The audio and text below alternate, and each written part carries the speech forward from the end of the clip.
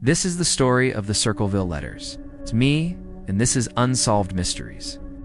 It's November 1976, and residents of the small town of Circleville, Ohio, have just begun to receive some very disturbing letters.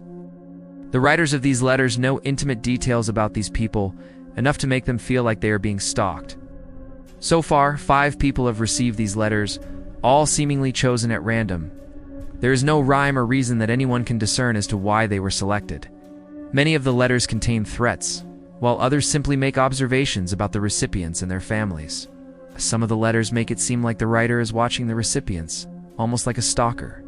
One of the recipients, a 38-year-old mother named Marie, receives a letter stating, "I know all about your little fantasy with your sister's boyfriend." She has no idea what the writer is talking about, and she does know anyone who would want to hurt her. Another resident, a 24-year-old woman named Cindy, had recently broken up with her boyfriend. He'd actually been abusive towards her, so she had taken out a restraining order against him. But then she starts getting these letters from someone who seems to know things about her, like where she works and where she goes to school.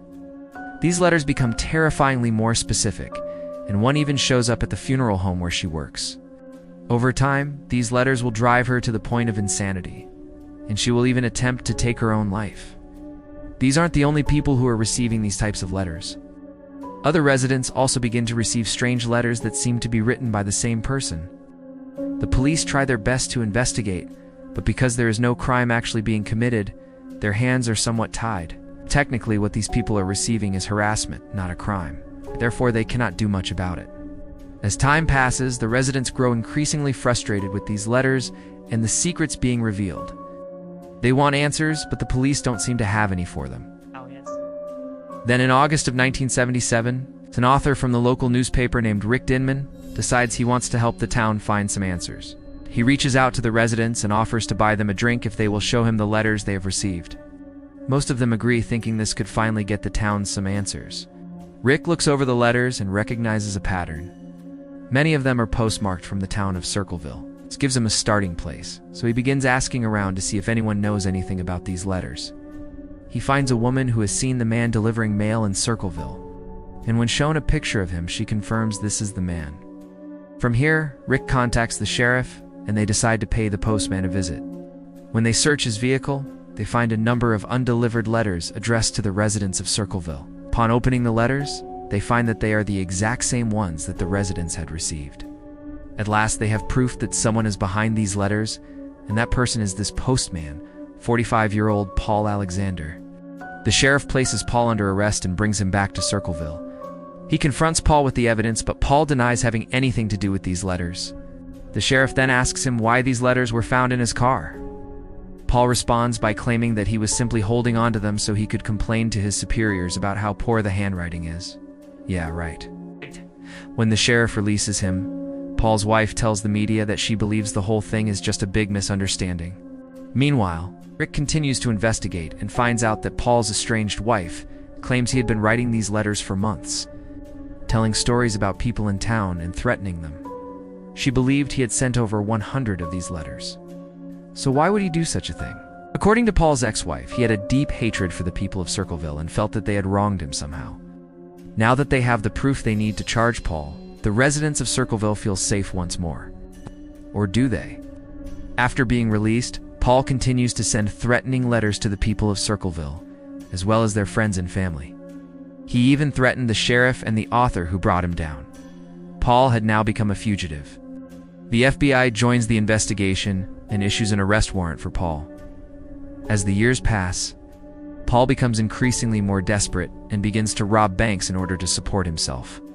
His criminal activity leads him to Texas, where he is eventually caught and sentenced to prison. However, he is paroled after serving just 2 years and returns to Ohio.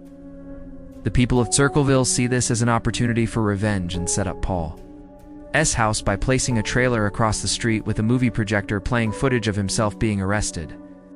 Paul didn't stick around long enough to watch the show, though, as he soon moved to Florida. But even from Florida, Paul still managed to harass the residents of Circleville. He called them and spoke to them in disguise, even going as far as to say, "Guess who?" before hanging up.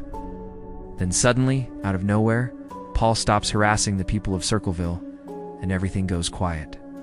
In 1986, Rick teamed up with a local radio station and announced on air that he would pay $1,000 to anyone with information regarding the whereabouts of Paul. 2 days later, he received a call from a woman who claimed to be a bartender in Key West, Florida. She told Rick that Paul had come into her bar a few weeks earlier and was drinking heavily. He had talked about robbing another bank. The police quickly made their way to Key West, but unfortunately, by the time they arrived, Paul was gone. They did, however, find his abandoned truck nearby. In the truck, they found a loaded pistol, ammunition, some old pictures of him, and a letter that contained a rambling message directed towards Rick. In the letter, Paul claimed that he wasn't capable of killing anyone, but did admit that he was willing to die. Soon after, Paul's prints were found on a stolen boat in Mexico. This led the authorities to believe that he had fled to Cuba. But to this day, no one knows exactly what happened to him. Now, as the years pass, the people of Circleville slowly begin to move on from the events that transpired in their town. Then in 2011, a woman named Mary Alice reported that she had been receiving harassing letters and phone calls. The letters seemed to be written by the same person who had tormented the town all those years ago. She had been receiving the letters for several months, and each one was signed by the same name, Paul Alexander. Could it really be him all these years later? The police investigated, but because there was no physical evidence connecting the letters to Paul, they were unable to prove it. In 2013, a local author named Robert F. Keefe released a book detailing the events that took place in Circleville.